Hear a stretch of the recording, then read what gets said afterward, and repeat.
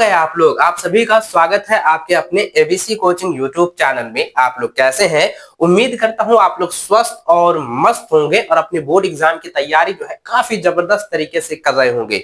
बच्चों, आज की यह वीडियो आप सभी के लिए बहुत ही इंपॉर्टेंट होने वाला है, क्योंकि इस वीडियो में, इस क्लास में क्लास 10th सब्जेक्ट मैथ के जो है प्रश्नावली 6.2 के पहले जो उदाहरण है ना, उसको हम लोग कंप्लीट करने वाले हैं। उसको हम लोग देखने वाले हैं, सोल्यूशन करने वाले हैं, हल करने वाले हैं। देखिए, उदाहरण नंबर 1, उदाहरण नंबर 2 और उदाहरण नंबर 3 में से एक उदाहरण जो है आपकी बोर्ड की परीक्षा में आएगा।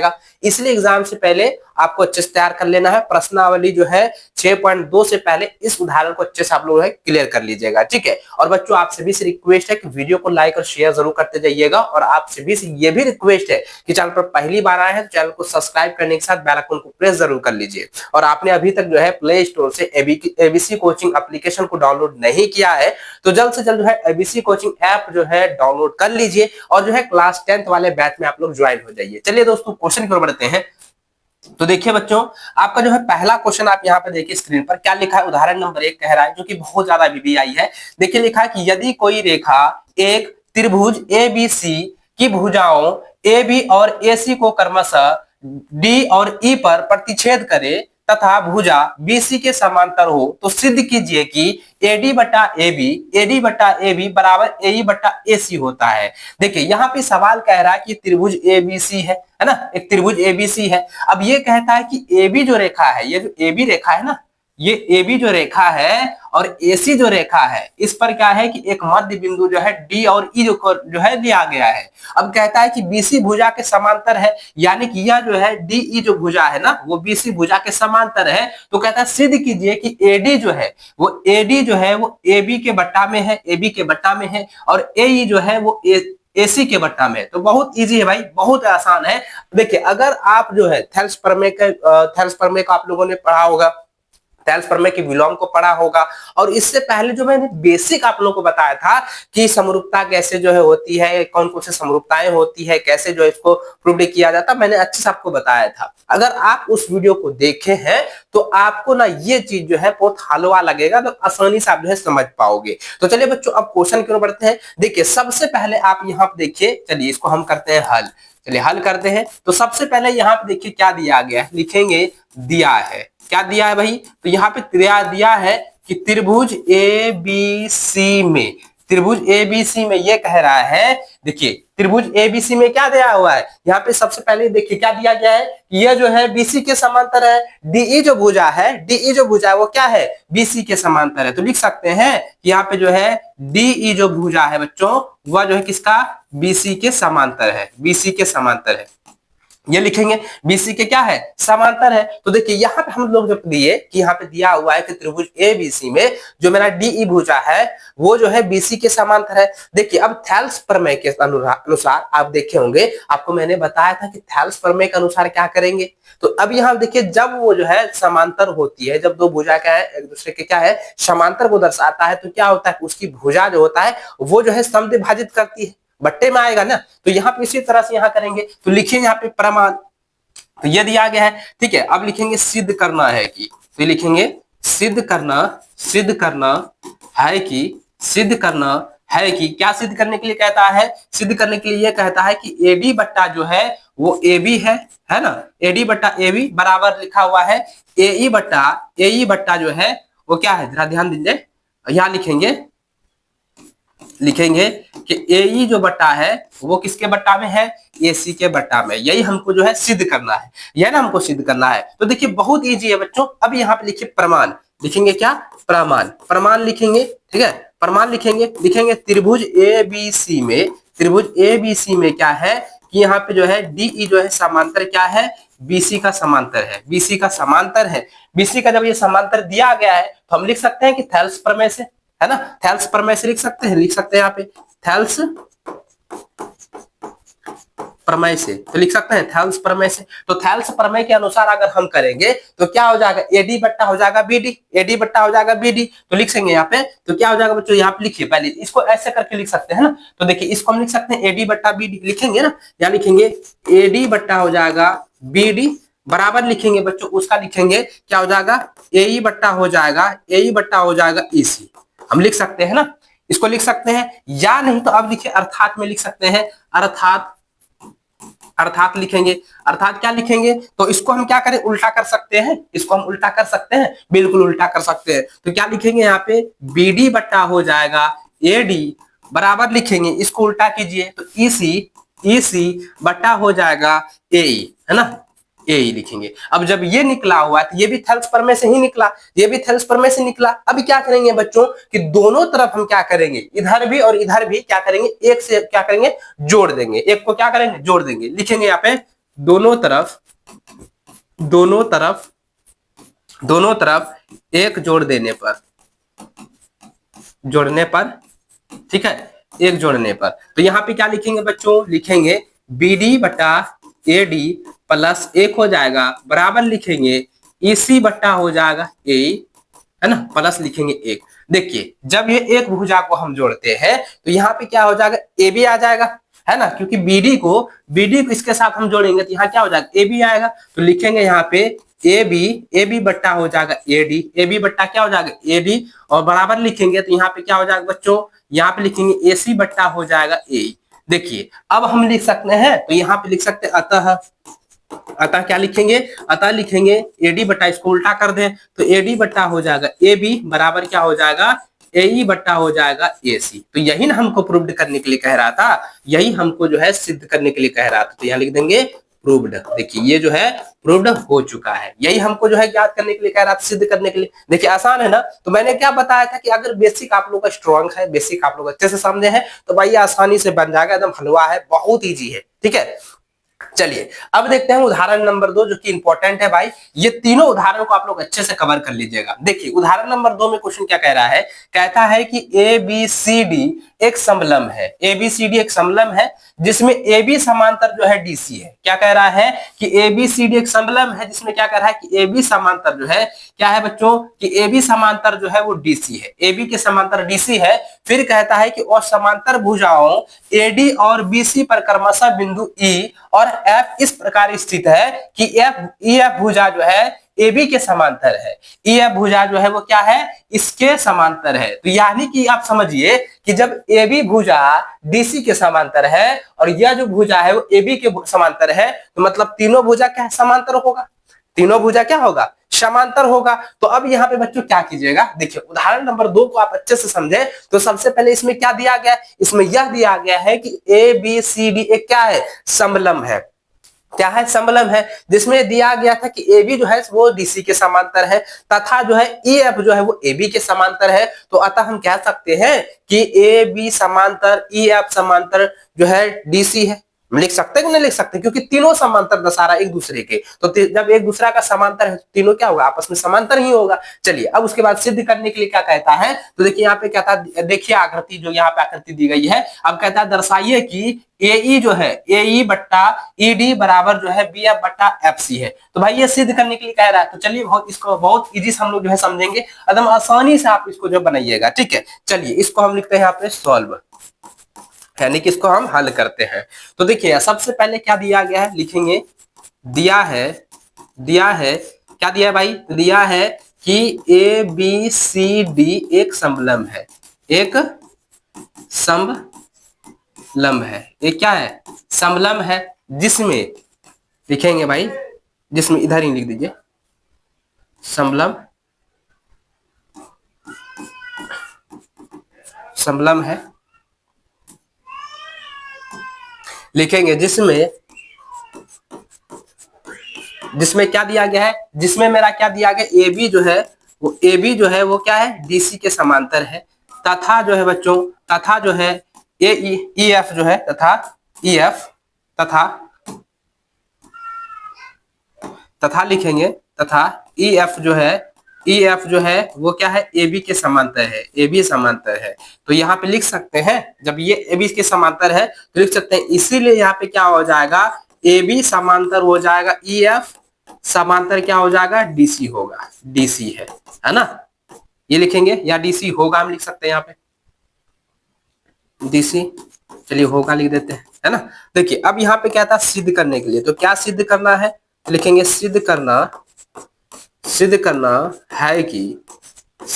है कि क्या सिद्ध करने के लिए कह रहा है सिद्ध करने के लिए ये कहता है कि ए बट्टा जो है वो ईडी है, ए बट्टा ईडी बराबर बी एफ बट्टा जो है वो जो है क्या है, एफ सी है। यही हमको जो है सिद्ध करने के लिए कहता है। यानी कि ए जो है वो ईडी के बट्टा में है और बी एफ जो है, ये बी एफ जो है वो एफ सी के बट्टा में आता है। ये हमको जो है सिद्ध करने के लिए कह रहा है। तो देखिए अब यहाँ पे एक जो है रचना करना है, रचना लिखेंगे। चलिए यहीं पे लिख देते हैं हम, रचना करना है।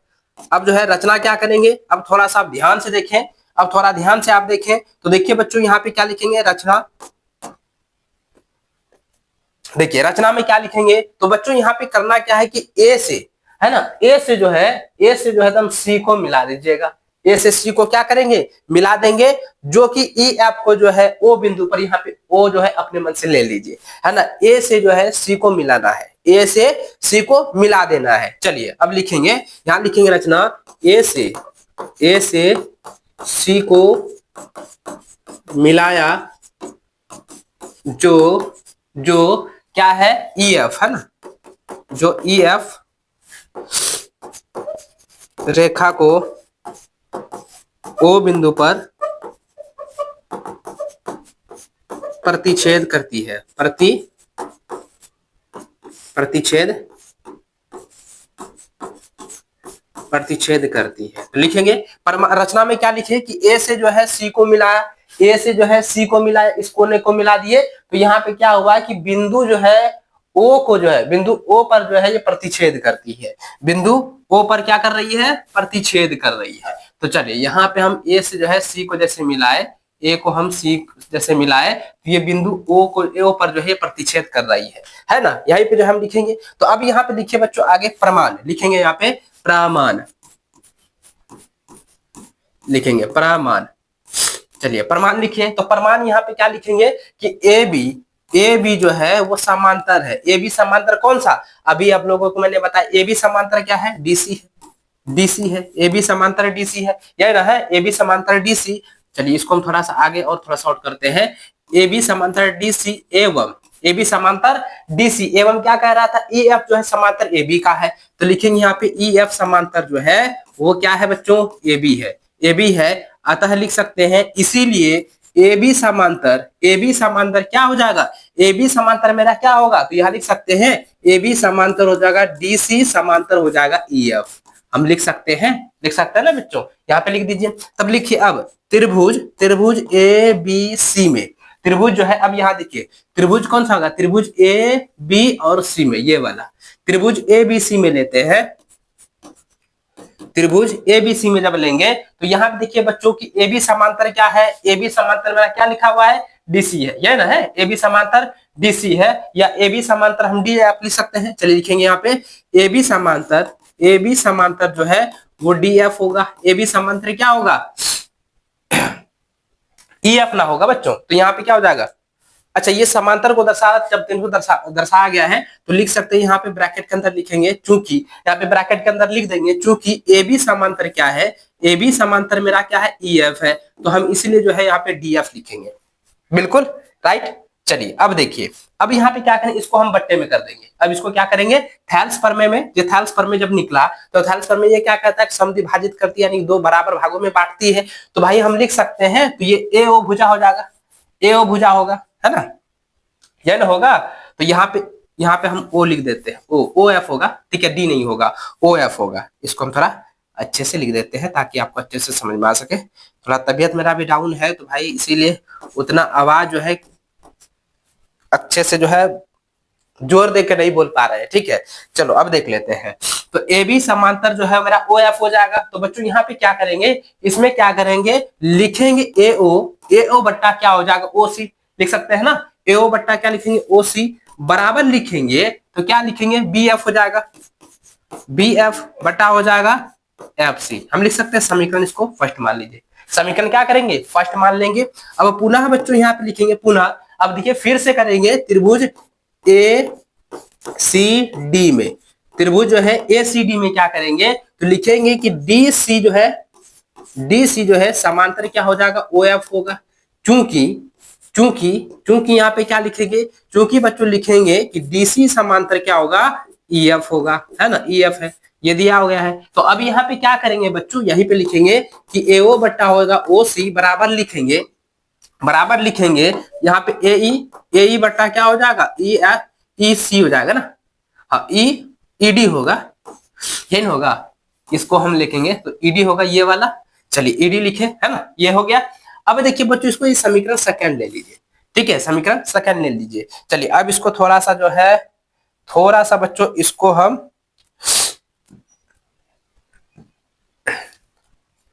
इसको जो है थोड़ा सा जूम कर देते हैं। अरे भाई ये तो कहाँ से आ रहा है, फिर एडजस्ट करना पड़ेगा इसको।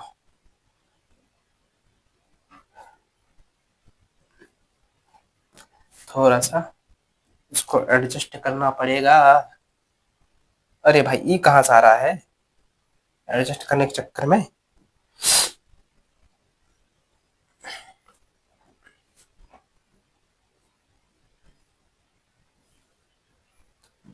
बताओ, कभी कभी काम करता है कभी कभी नहीं करता है, इसलिए तो मूड खराब हो जाता है। देखो अरे बाबा एडजस्ट हो जाओ।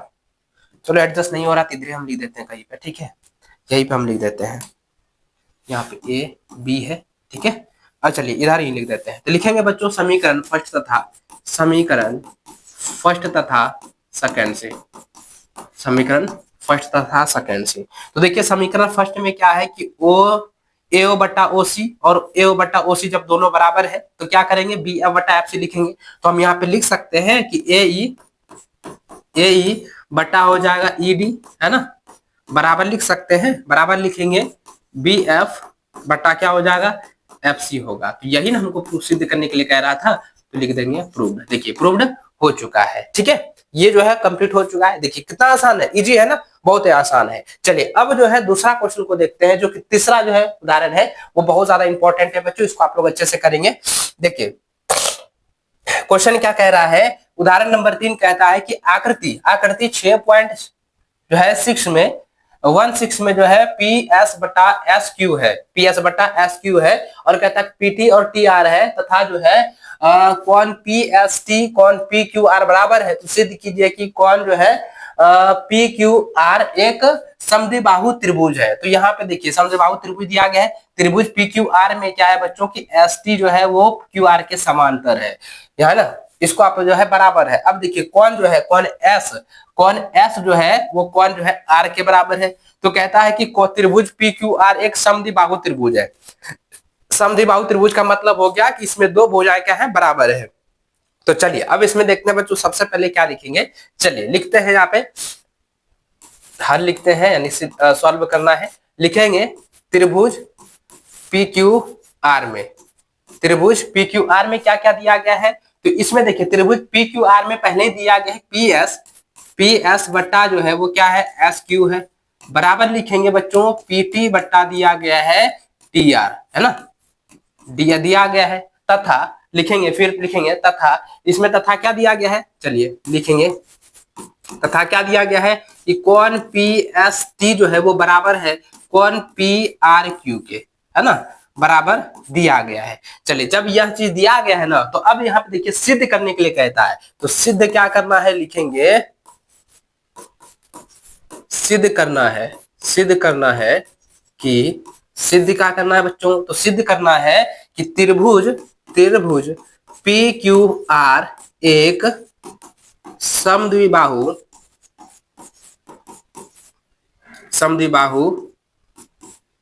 त्रिभुज है ना, त्रिभुज पी क्यू आर एक क्या है समद्विबाहु त्रिभुज है, यह हमको सिद्ध करने के लिए कह रहा है। तो देखिए सबसे पहले अब क्या लिखेंगे बच्चों, प्रमाण लिखेंगे। अब देखिए प्रमाण में क्या है, प्रमाण में हम क्या रखेंगे, तो प्रमाण में देखिए बच्चों इस त्रिभुज को एक बार देखें, तो त्रिभुज में क्या है कि ये जो है एस टी जो है वो पी क्यू आर के बराबर में है ना। तो यहाँ लिखेंगे त्रिभुज पी क्यू आर में, त्रिभुज क्या लिखेंगे पी क्यू आर में दिया गया है, लिखेंगे त्रिभुज पी क्यू आर में जो है बच्चों दिया गया है कि पी एस बट्टा जो है एस क्यू बराबर जो है पी टी बट्टा जो है वो टी आर है, टी आर दिया गया है।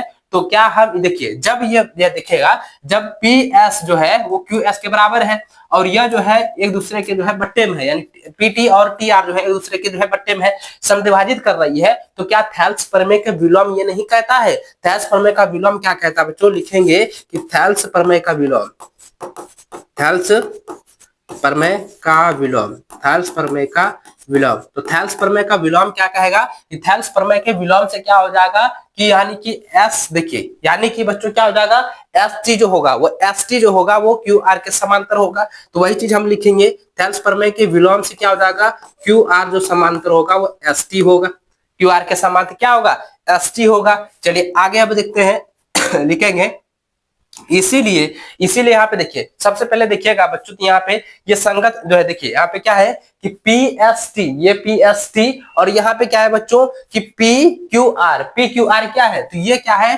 संगत कौन है। तो यहाँ पे लिखेंगे बच्चों, यहाँ पे क्या लिखेंगे, ध्यान से देखिएगा, इसमें लिखेंगे, अरे भाई ये कहां सारा है,